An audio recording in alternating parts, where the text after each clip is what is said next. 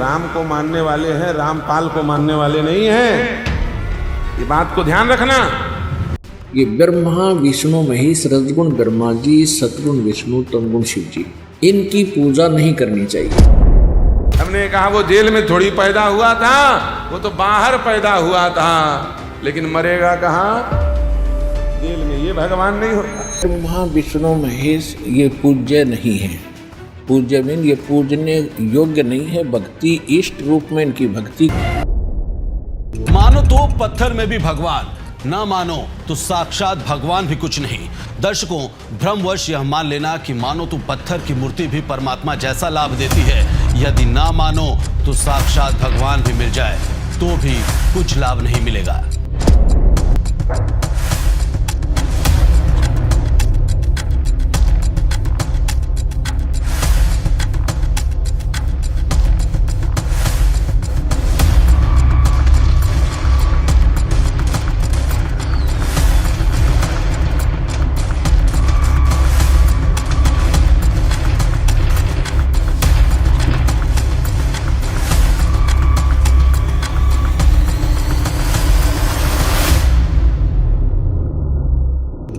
नमस्कार दर्शकों, आज हम आपके सामने एक ऐसा प्रोग्राम लेकर आए हैं जिसमें हम संत रामपाल या फिर ये कहें कि अपने को जगत गुरु तत्वदर्शी बताने वाले संत रामपाल जी के बारे में ऐसे तथ्यों की पड़ताल करेंगे जिनको जानना आपके लिए बेहद जरूरी है। दर्शकों, अक्सर सोशल मीडिया पर संत रामपाल जी की वीडियोस वायरल होती हैं। आए दिन ट्विटर पर भी उनके और उनके द्वारा दिए गए ज्ञान को लेकर संत रामपाल जी सुर्खियों में रहते हैं। जहां संत रामपाल जी महाराज की वीडियो करोड़ों लोगों को पसंद आ रही है, वहीं कुछ लोग उनके द्वारा बताए जा रहे आध्यात्मिक ज्ञान पर कुछ सवाल भी उठा रहे हैं और दावा कर रहे हैं कि ये सब गलत है। तो कुछ ऐसी ही वायरल वीडियोस को लेकर किए जा रहे दावों की पड़ताल करेंगे और जानेंगे कि किसके दावे में कितनी सच्चाई है और कितना झूठ। मानो तो पत्थर में भी भगवान, ना मानो तो साक्षात भगवान भी कुछ नहीं। दर्शकों, भ्रमवश यह मान लेना कि मानो तो पत्थर की मूर्ति भी परमात्मा जैसा लाभ देती है, यदि ना मानो तो साक्षात भगवान भी मिल जाए तो भी कुछ लाभ नहीं मिलेगा। इस विषय में संत रामपाल दास जी बताते हैं कि यदि किसी अच्छे सुप्रसिद्ध डॉक्टर की मूर्ति घर पर रखकर उसको डॉक्टर मानकर उससे अपने रोग के उपचार में जानकारी चाहेंगे तो क्या वह साक्षात डॉक्टर वाला काम करेगी? कभी नहीं। साक्षात डॉक्टर मिलेगा तो लाभ देगा। इसी प्रकार किसी देवी व देवता की पत्थर की मूर्ति उस देवी या देवता वाला लाभ नहीं दे सकती। यह तथ्य संत रामपाल दास जी अपने सत्संग वचनों में बताते हैं, जो प्रैक्टिकली सत्य है कि मूर्ति वह काम नहीं कर सकती जो उस मूर्ति वाला करेगा। इसलिए जिसकी मूर्ति है उससे मिलने पर ही लाभ मिलेगा। दर्शकों, ब्रह्मा विष्णु महेश जी हिंदू धर्म में श्रेष्ठ माने जाने वाले भगवान हैं। श्रद्धालु इन्हीं तीनों देवों की भक्ति पर निरंतर आरूढ़ रहते हैं और यहाँ तक कि हमारे धर्म गुरु भी इन्हीं की भक्ति को मोक्षदायक बताते हैं। लेकिन इन सब के विपरीत सोशल मीडिया पर दावा किया जा रहा है कि संत रामपाल जी तीनों देवताओं की भक्ति करने को मना करते हैं। इस सनसनीखेज दावे को बार बार सोशल मीडिया पर फैलाया जा रहा है, लेकिन इस दावे में कितना सच है, देखिए हमारी एक खास पड़ताल। ये ब्रह्मा विष्णु महेश, रजगुण ब्रह्मा जी, सतगुण विष्णु, तमगुण शिव जी, इनकी पूजा नहीं करनी चाहिए। ब्रह्मा विष्णु महेश ये पूज्य नहीं है। पूज्य मीन ये पूजने योग्य नहीं है। भक्ति इष्ट रूप में इनकी भक्ति करने योग्य नहीं है। ब्रह्मा विष्णु महेश, रजगुण ब्रह्मा, सतगुण विष्णु, तमगुण शिव जी, जो इनकी पूजा करते हैं वो कभी मुक्ति प्राप्त नहीं कर सकते। दर्शकों, वीडियो का यह पार्ट देखने पर तो लगता है कि लोगों द्वारा किया जा रहा यह दावा सच है। वीडियो के बारे में बताया गया है कि संत रामपाल जी ब्रह्मा विष्णु और महेश जी की भक्ति को छुड़वाते हैं। क्या सच में हमने जो देखा वो पूरा सच था?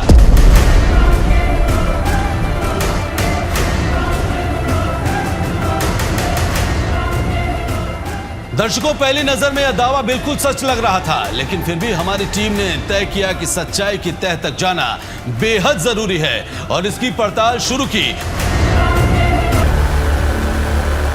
और आखिरकार काफी मेहनत के बाद हमें संत रामपाल जी की वो वीडियो मिल ही गई, जिसको देखकर हमें यह तो पता चल ही गया कि दावे में जिस वीडियो का सहारा लिया गया है वह अधूरी है। आइए आपको भी सुनाते हैं कि पूरी वीडियो का सच क्या है। ब्रह्मा विष्णु महेश को हम छुड़वा सकते हैं? हम कोई बालक है? तीनों देवा कमल दल बसे, ये ब्रह्मा विष्णु महेश, प्रथम इनकी वंदना फिर सुन सतगुरु उपदेश। अब दास ने एक शब्द और बोला था कि ब्रह्मा विष्णु महेश पूजा के योग्य नहीं है, ये अविनाशी नहीं है। अब ये बातें विशेषकर पवित्र हिंदू समाज में आसानी से स्वीकार्य नहीं है, लेकिन स्वीकार करनी पड़ेंगी, क्योंकि और विकल्प अब रहा नहीं। हम जिन सदग्रंथों को सच्चा मानते हैं, सत्य ज्ञान युक्त मानते हैं, और उन्हीं ज्ञान में उन्हीं सदग्रंथों में जो लिखा है वो तो आप जी को मानना ही चाहिए और मानना ही पड़ेगा। उसको भी नहीं मानते हो तो फिर आप भक्ति लाइन के व्यक्ति नहीं हो, आप ड्रामा कर रहे हो। आज तक हम ब्रह्मा विष्णु महेश जी को अविनाशी मानते थे, अजरो अमर मानते थे। इनसे ऊपर कोई देव नहीं, कोई मालिक नहीं, इनके कोई माता पिता नहीं। ऐसा हम मानते थे क्योंकि हम सुनते आ रहे थे लोक वेद से। लोक वेद होता है सुना सुनाया ज्ञान, दंत कथा, एक दूसरे का बोला हुआ ज्ञान। और वो लोक वेद यदि सदग्रंथों से मिलता है तो वो सही है, और जो सदग्रंथों से नहीं मिलता है तो वो व्यर्थ है, दंत कथा है, यूजलेस। देखो, ऐसा नहीं कह रहा दास, ना मेरे भगवान ने कहा कि ब्रह्मा विष्णु महेश बिल्कुल यूजलेस है। ये जितने सक्षम हैं, जितनी इनकी सामर्थ्य है, उतना बताया है। जैसे एक स्टेट का, प्रांत का मंत्री होता है, और उस मंत्री को, प्रांत के मंत्री को कोई प्रधानमंत्री मान रहा है, तो वो भूल है उसकी। तो परमेश्वर ने और परमेश्वर से प्राप्त ज्ञान से इस दास ने ये इतनी भूल मिटाई है कि जिसको आप समर्थ शक्ति मान रहे थे, श्री ब्रह्मा, श्री विष्णु, श्री शिव जी, दुर्गा आदि को, ये समर्थ नहीं है। ये केवल 21 ब्रह्मांड के अंदर एक ब्रह्मांड, 21 ब्रह्मांड इस काल के, इसमें 21 प्रांत समझ लो। एक प्रांत में ये एक एक विभाग के मंत्री हैं। रजोगुण विभाग के ब्रह्मा जी, सतोगुण विभाग के विष्णु जी, तमोगुण विभाग के शंकर जी। बस इतने मालिक हैं ये। परमात्मा कबीर जी आदरणीय गरीबदास साहिब जी को सतलोक लेकर गए थे। वह सब सतीथि से परिचित करा कर, ब्रह्मा विष्णु महेश की परिचित सतीथि से परिचित करा कर वापस छोड़ दिया। उसके बाद उन्होंने कहा था, तीनों देवा कमल दल बसे, ये ब्रह्मा विष्णु महेश, प्रथम इनकी वंदना फिर सुन सतगुरु उपदेश। उन्होंने कहा था कि ब्रह्मा विष्णु ये तीनों देवा कमल दल में बसते, हमारे कमलों में, इन दलों में अंदर रहते हैं, और प्रथम इनकी वंदना, ये मंत्र जो करते हैं, इनकी साधना करते हैं, और फिर सुन सतगुरु उपदेश, सतगुरु के ज्ञान को सुनो और उसका पूरा कंप्लीट कोर्स लो, तब ये बात बनेगी। अब ब्रह्मा विष्णु महेश हमारे कोई दुश्मन नहीं है। कई कहते हैं कि आपके गुरु जी तो ब्रह्मा विष्णु महेश की को छुड़वाते हैं। ब्रह्मा विष्णु महेश को हम छुड़वा सकते हैं? हम कोई बालक हैं? अब जैसे ऊर्ध्व मूलम अधः शाखम, ऊपर को जड़ वाला, नीचे को तीनों गुण रूपी शाखा वाला, उल्टा लटका हुआ संसार रूपी वृक्ष है।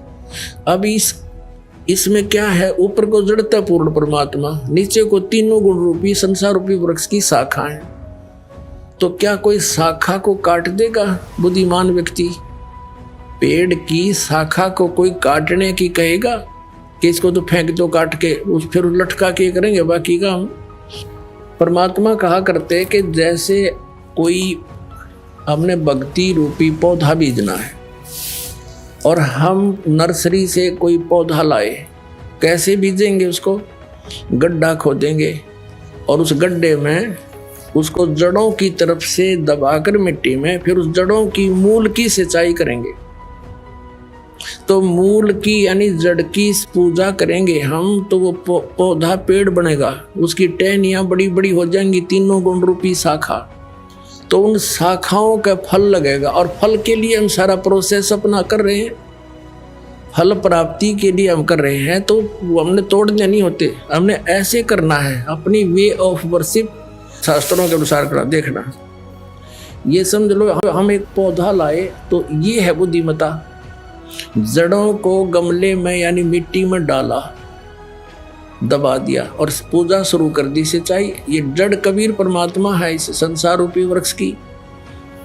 अब ये हमने जड़ों को पूजना है, इन ब्रह्मा विष्णु महेश की पूजा नहीं। हम क्या कर रहे हैं? ऐसे कर रहे हैं। ये बता बालका वाला काम करे क्या हमने? हंसी नहीं आवे। हम ऐसी पूजा कर रहे हैं, उल्टा काम कर लिया हमने। ब्रह्मा विष्णु महेश को हम इष्ट रूप में पूज रहे हैं, गमले में ला दिए ब्रह्मा विष्णु महेश और ये पूजा कर रहे हैं। तो कोई क्या कहेगा? समझदार व्यक्ति ने घर सीधा कर ले इसने, और वो लड़े, हट जा दूर, खबरदार तूने क्या कर दिया। अब देखो जड़ छोड़ दी हमने, अब जड़ ऊपर रहेगी तो पौधा भक्ति रूपी पौधा सूख गया, ये यूजलेस है। ये शास्त्र विधि को त्याग कर शास्त्र विरुद्ध साधना है, ये उल्टा लट बीजा हुआ भक्ति रूपी पौधा। और हमने ऐसे करने को कहा तो इसमें इसकी पूजा करेंगे भगवान कबीर साहब की, फिर हमारे शास्त्र अनुकूल कर्म बनेंगे। शास्त्र अनुकूल संस्कार होने से ये फल ब्रह्मा विष्णु महेश ने देना हमारे को, क्योंकि यहाँ के ये प्रधान है, इविन का फल लगेंगे। अब इसका प्रमाण देते हैं। अपने आत्मा परमात्मा ये कहा करते तुम साधना ठीक करो और फिर अब आपको लाभ होगा पूरा। अब तुम साधना कर रहे हो उनकी जो आपको कुछ दे ही नहीं सकते। अब जैसे आप किसी फैक्ट्री मालिक की नौकरी कर रहे हो तो नौकरी उसकी कर रहे हो, आपकी हाजिरी लगकर तनख्वाह बनकर कैशियर के पास आती है, अकाउंटेंट के पास आती है। अब तनख्वाह तो देंगे अकाउंटेंट और वो कैशियर, लेकिन वो देंगे आपका वर्क डन, और वो भी उस मालिक की मजदूरी करोगे। तो यदि उस आप लागे अकाउंटेंट और कैशियर की जूते साफ करन, उसकी प्लेट धोना, वह नौकरी दी छोड़ आपने, वो खाक देंगे आपको, लोग बाजा चोर चाह भी ना पियाओ टाइम पे। तो इसी प्रकार हमने पूजा तो करनी है, मजदूरी तो करनी, इष्ट रूप में तो पूजना परमपिता को, कबीर साहब को, और फिर उससे बनेंगे हमारे शास्त्र अनुकूल जितने भी शुभ संस्कार फिर देंगे। यही यहाँ पर जब तक आप यहाँ रहोगे तो यहाँ के ये प्रधान है, इन्होंने हमारा वर्क डन देना है। ये देखिएगा, ये हमारा बॉडी का चित्र है, इसमें ये कमल बने हुए हैं। ये मूल कमल में गणेश जी और इसका ये किलियम जाप है, और इससे ऊपर स्वाद चक्र अनुष्ठान, ये स्वादिष्ठान अनुचक्र भी कहते हैं। इसकी 4 पंखड़ियाँ, इसकी 6 पंखड़ियाँ दूसरे कमल की, और सावित्री ब्रह्मा इसका ओम जाप है। यहाँ लक्ष्मी और विष्णु का जाप है, ये नाभि कमल है, और इसका ये हरियम जाप है। ये शिव और पार्वती रहते हैं, यहाँ परमात्मा ने इनको मंत्र दिया था, ये मंत्र। तो उसके बाद ये उनके शिष्य बने थे, उसके बाद शंकर भगवान इसी का जाप करते, इसलिए सोहम जाप यहाँ इसका कहा गया। अब यहाँ देखिएगा, ये दुर्गा है, इसका ये 16 पंखड़ियों का कमल है, कंठ के अंदर है, और ये इनका जाप है। और यहाँ और आगे अलग, ये तो फिर केवल मालिक ने संदेश दिए हैं। अब ये हैं इस शरीर से, इस पिंड से निकल यहाँ तक बरी होने के लिए हमने ये मूल मंत्र जाप करने हैं। दर्शकों, किसी ने बिल्कुल सही कहा है कि ये little knowledge is a dangerous thing. हमारी पड़ताल में यह दावा बिल्कुल झूठा साबित होता है, क्योंकि संत रामपाल जी महाराज देवी देवताओं की भक्ति छुड़वाते नहीं, बल्कि उनकी भक्ति करने के वास्तविक मंत्र बताते हैं, ताकि व्यक्ति संसार में जितनी भी सुविधाएं भोग रहा है उनका कर्ज चुका सके। हमारी इस खास पेशकश में आज इतना ही। जल्द हाजिर होंगे एक और दावे की पड़ताल लेकर, जिसमें मिलेंगे सभी उलझे सवालों के सुलझे जवाब। धन्यवाद।